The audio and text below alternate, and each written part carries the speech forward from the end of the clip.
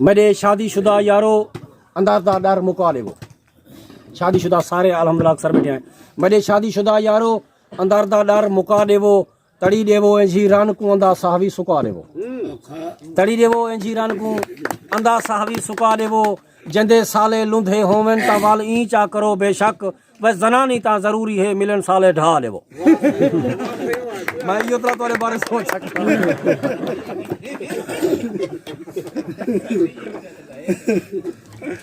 शिवालें दा शुक्रिया ईदें दा शुक्रिया फिर बदी शायरी दा लिखो। शिवालें दा शुक्रिया ईदें दा शुक्रिया थोड़े दा शुक्रिया मजीदें दा शुक्रिया भाई मैं तो हाँ हो सा पिया मगर इन्हें रन मुरीदें दा शुक्रिया। चलो ई बता राजी थी वो के जंदे साले लुंधे होवन ता वल ई चा करो बेशक जनानी ता जरूरी है मिलन साले ढहा देवो। उतो बेगम दा हाथ बारी तलो पाए प्या झंभी जे जिथ ओझी ता हर जनानी को बमाए बाले वला देवो।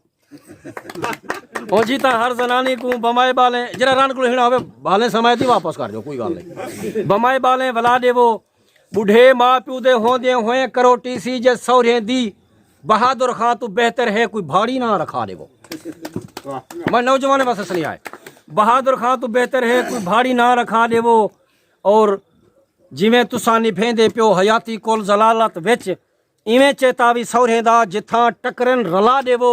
आखिरी आखिरी मेरे शेर ते अमल सारे करने के मनो आख्या मैं इबरत दा वञो सौरे चा धरना दियो।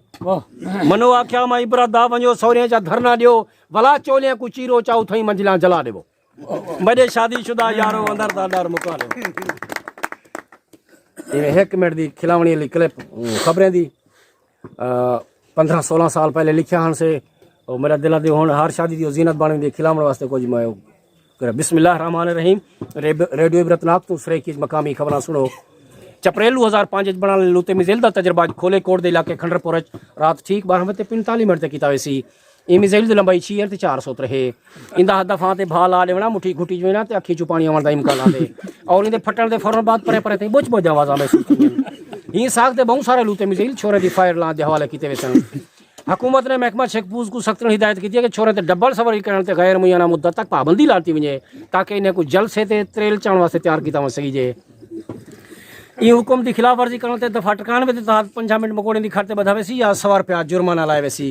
क्रिकेट चमकचल हिजरा टीम ते तबामल हिजरा टीम के दरमियान बड़ी नहर के उत्तो कूंदरे सख्त मुकाबला मैच खेला गया। एक मेहमान हिजरे ने अपनी जोरदार ढोंगली लुड़नी हुई मैच का इफ्तिताह किया। उन्हें आख्या कि अस अपनी पुरानी रिवायत को बरकरार रखते हैं उच्ची खुरी वाली जुत्ती नाल खेल खेद रहे वैसूँ। उन्हें यह भी खुशखबरी सुनी है कि हर जीतने वाली टीम को मैकअप के समान का भरिया खोता रहता वैसी एक रंगीन शाम चिड़ा मोला भी दिता वैसी। चमकचल हिजरा टीम बेहतरीन खेल खेलते हुए तबामल हिजरा टीम को 15 चुमे तो 9 गलकने तो हराते। शैकीन ने जीतने वाली टीम को 13 पोलती अलविदा किया। अचानक 4 नकाबपोश अफराद ने फदल हिजरे को अगवा करने कामयाब थी गए। ऐनी शहीदीन ने तस्दीक की है कि मसवाणी तो बुगलानी कभी दिलो थी सकदन जेरे वंजन साथ मासूम हिजरे को टेशन ही ला सकदन।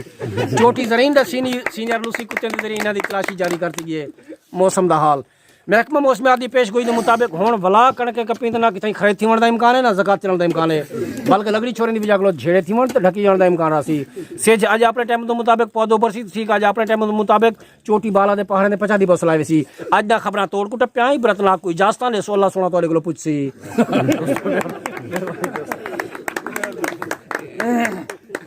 किथे खेल हासिल किलो कमी बेती मैं